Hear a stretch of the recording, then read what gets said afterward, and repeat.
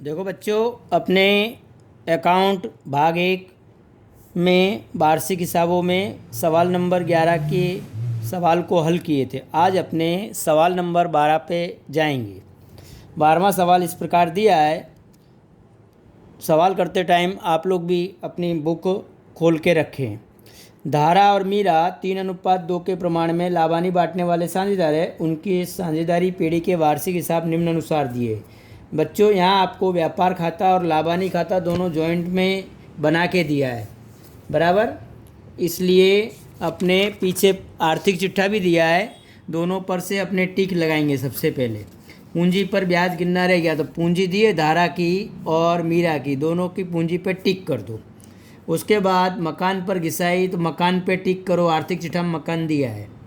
वेतन पीछे बाजू दिया है लाभानी खाते में, तो वेतन पे टिक कर लो अपने। अब देखो बच्चों, यहाँ वेतन जो है उस पर टिक करो।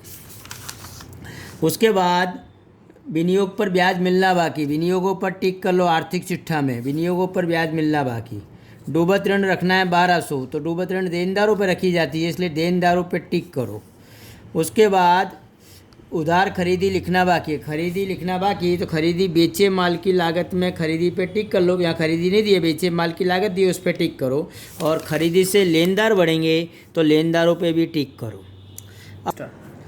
देखो बच्चों, अब अपने सबसे पहले अपने विवरणों को लिखेंगे। व्यापार खाता और लाभानी खाता के जो विवरण दिए उसमें बेचे माल की लागत, तो व्यापार खाते में लिखो बेचे माल की लागत, अंदर के कॉलम में लिखो 4,64,000 रुपये, 4,64,000 अंदर के कॉलम में। उसके बाद ऑफिस खर्च, अब ऑफिस खर्च जो दिया है अपने को, वो अपने सुधारा हुआ लाभानी खाता बनाए, तो सुधारा हुआ लाभानी खाता में लिखो ऑफिस खर्च। अब ऑफिस खर्च को बाहर निकाल दो, 80,000 रुपये का ऑफिस खर्च। उसके बाद शोरूम भाड़ा, इधर ही लिखो शोरूम का भाड़ा जो दिया है, कितना दिया है बच्चों, 10,000, तो 10,000 रुपये को यहाँ लिखो। उसके बाद पैकिंग खर्च, पैकिंग खर्च भी यहाँ ही लिखो बेटा, पैकिंग खर्च, पैकिंग खर्च 12,000 रुपये।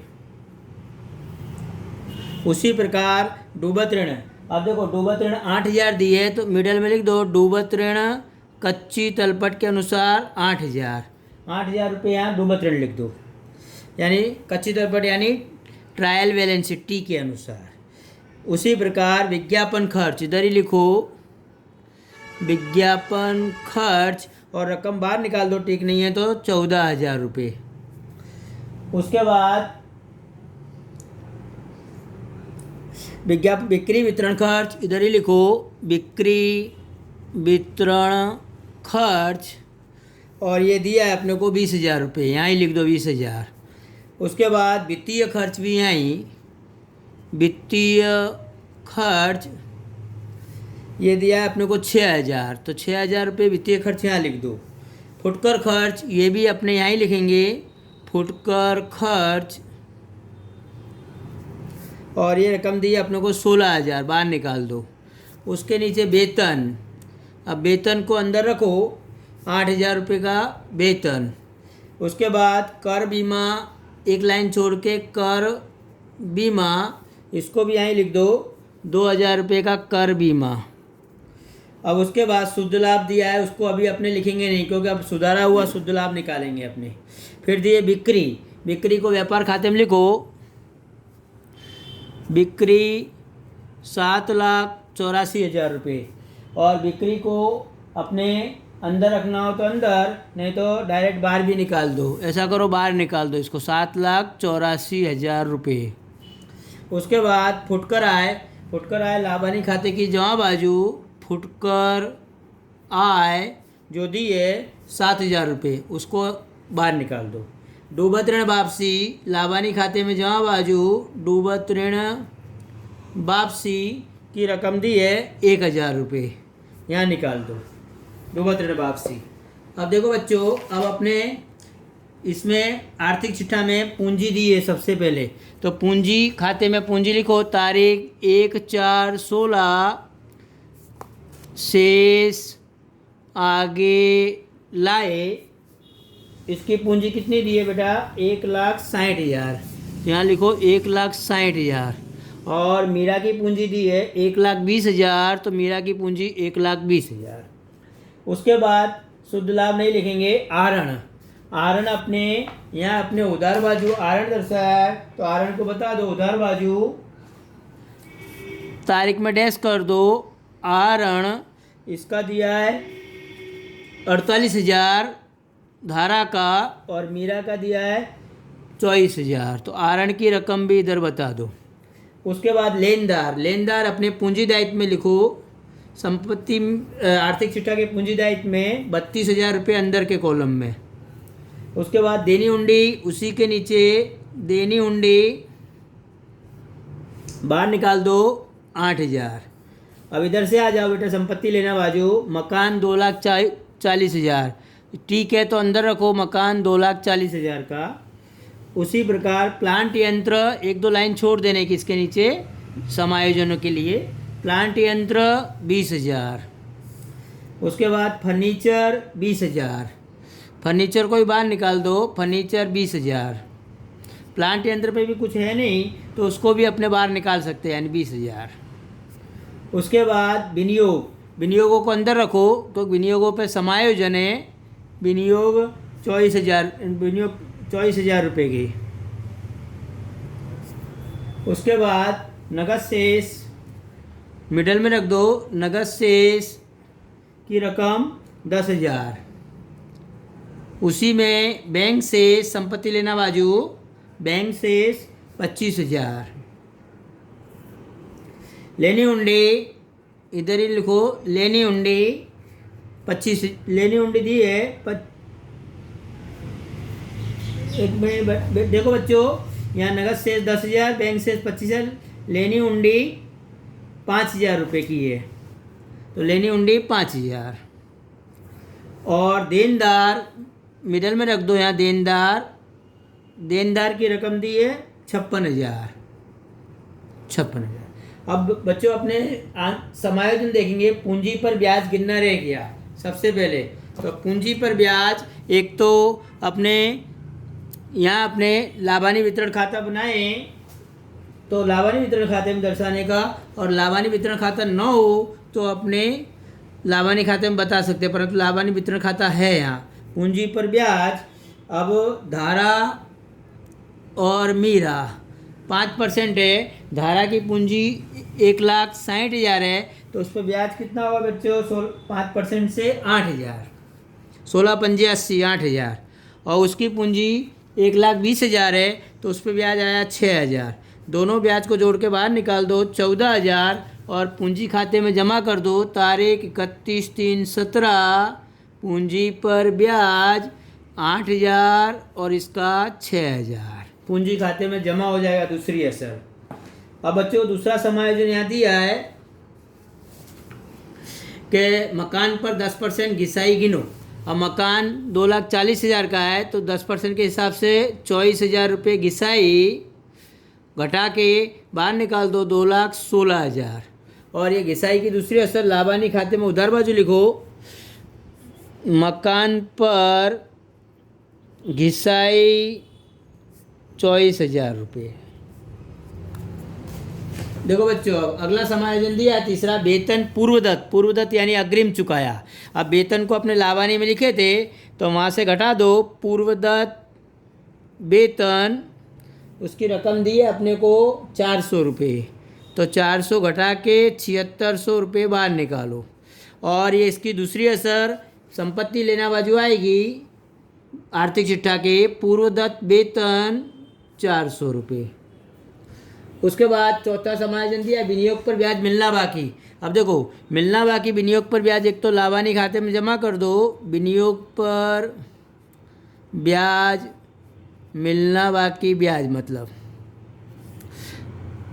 उसकी रकम 800 रुपये, तो 800 रुपये लाभानी में जमा कर दो।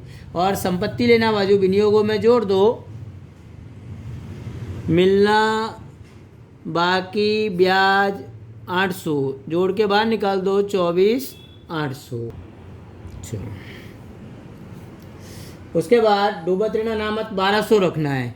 तो देनदारों में से डूबत ऋण अनामत अपने 1200 रुपये घटा दो, माइनस डूबत ऋण अनामत 1200 रुपये कम करके बताओ, 1200 रुपये घटा के 54,800, और लाभानी में उधार बाजू प्लस कर दो डूबत ऋण अनामत एडजस्टमेंट के अनुसार 1200, और दोनों को जोड़ के 9,200 लाभानी में बाहर निकाल देंगे। उसके बाद लास्ट समायोजन दिया है, उधार खरीदी 1600 लिखना बाकी है। देखो बच्चों, अपने व्यापार खाते में बेचे माल की लागत बताए, उसी में जोड़ दो उधार खरीदी 1600 रुपये, 1600 जोड़ के बाहर निकाल दो 4,65,600 रुपये, और खरीदी से क्या बढ़ेंगे लेनदार, तो लेनदारों में जोड़ो लिखना बाकी खरीदी 1600 जोड़ के 33,600 रुपये बाहर निकाल देंगे। देखो बच्चों, अब यहाँ अपने सवाल का टोटल करेंगे। अब अपने यहाँ अपना ये सवाल वैसे पूरा होता है, परंतु टोटल में अब ध्यान देंगे अपने। देखो, इसका टोटल हुआ 7,84,000, यहाँ भी लिखो 7,84,000, अंतर की रकम 4,65,600 घटाने पे 3,18,400, ये आ गया सकल लाभ। कैसा सकल लाभ? सुधारा हुआ सकल लाभ। और इस सकल लाभ को अपने लाभानी खाते में जमा बाजू ले जाएंगे। सकल लाभ लाभानी खाते में जमा कर दो। सकल लाभ 3,18,400। अब 3,18,400, 7,000, 1,000 और 800, इन सब का टोटल करेंगे तो इनका टोटल आएगा 3,27,200। यहाँ भी लिखो 3,27,200। अब इसमें से उधार बाजू का टोटल अपने घटाएंगे तो अंतर की रकम बेटा आएगी 1,26,400। इसको लिख दो शुद्ध लाभ। अब इस शुद्ध लाभ को कहाँ ले जाएंगे? लाभानी वितरण खाते। तो लाभानी वितरण खाते में जमा बाजू ले आओ। शुद्ध लाभ 1,26,400। अब 1,26,400 नीचे लिखो 1,26,400, यहाँ भी लिखो 1,26,400, और उसमें से 14,000 रुपये अपने कम करेंगे तो 1,12,400। अब ये वितरण पात्र लाभ आया, इसको बांट देंगे। वितरण पात्र लाभ धारा और मीरा दोनों के बीच बांट देना है। ऊपर देखो बच्चों, अपने को प्रमाण दिया था 3:2, तो 3:2 में बांटेंगे तो धारा को मिलेंगे 67,440 और उसको मिलेंगे 44,960। बांटेंगे कैसे कि 1,12,400 गुणे 3/5 वो धारा के प्रमाण में, और 1,12,400 2/5 वो मीरा के प्रमाण में। इस लाभ को अपने अब पूंजी खाते में ले आएंगे। तारीख 31/3/17 वितरण पात्र लाभ।